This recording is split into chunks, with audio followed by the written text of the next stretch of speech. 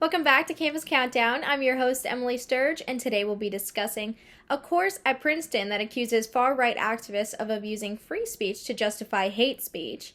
$122,000 goes to anti-racism research at a public university, and a Christian college loses their plea to keep men out of women's dorms. We will be covering these three stories and more on today's episode of Campus Countdown.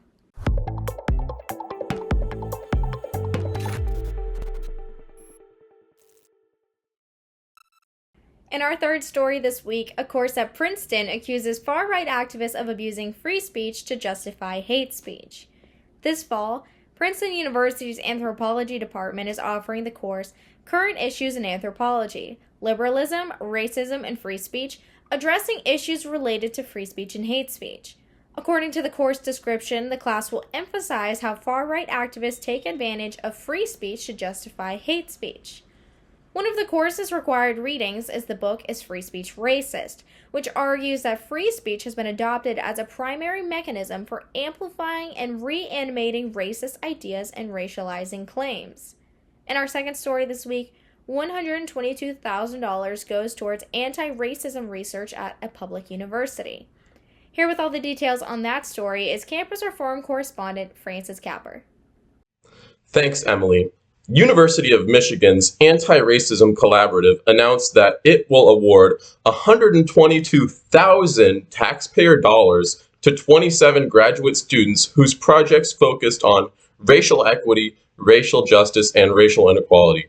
Some of the graduate projects include, but are not limited to, dating under the white gaze, an examination of Black women's online dating experiences, and towards a, quote, queer battle fatigue, queer and trans students of colors, experiences of and resistance to queer and racial battle fatigue. In addition to the award, Michigan's Anti-Racism Collaborative will conduct university-wide projects to fight alleged racism. Among the projects is a faculty cluster hiring plan that would hire 20 tenure-track faculty members specializing in anti-racism, systemic racism, and racial injustice. The project, announced in 2020, will unfold over 3 years, according to the announcement. Back to you, Emily.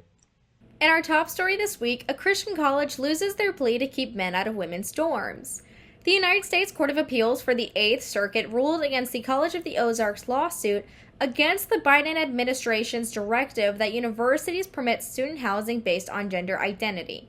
In other words, the U.S. Court of Appeals gave the green light for students to potentially room with students of the opposite sex at this Christian college. College of the Ozarks challenged the Department of Housing and Urban Development after a memo was issued in February 2021 that prohibited discrimination of gender identity or sexual orientation under the Fair Housing Act. Alliance Defending Freedom, which represented the college, alleged that the order violated religious liberty by forcing religious schools to open their dormitories, including dorm rooms and shared shower spaces, to members of the opposite sex. The appellate court, however, upheld a lower ruling to toss the case on the basis that the college lacked sufficient standing to sue. Now it's time for the woke tweet of the week. John Saylor, a fellow at the National Association of Scholars, tweeted the following on August 16th.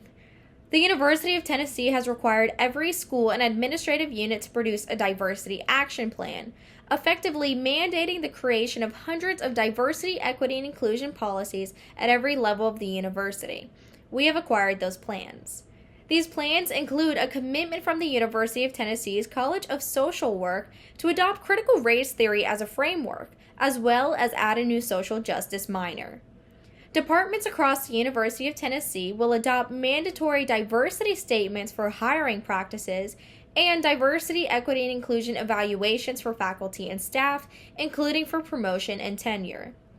In response, this professor from Boston University spoke out, tweeting, "As a professor, advocate for academic freedom, and native Tennessean, I'm dismayed to see University of Tennessee at Knoxville institute policies that not only facially violate academic freedom, but also violate both the First Amendment and federal anti-discrimination law."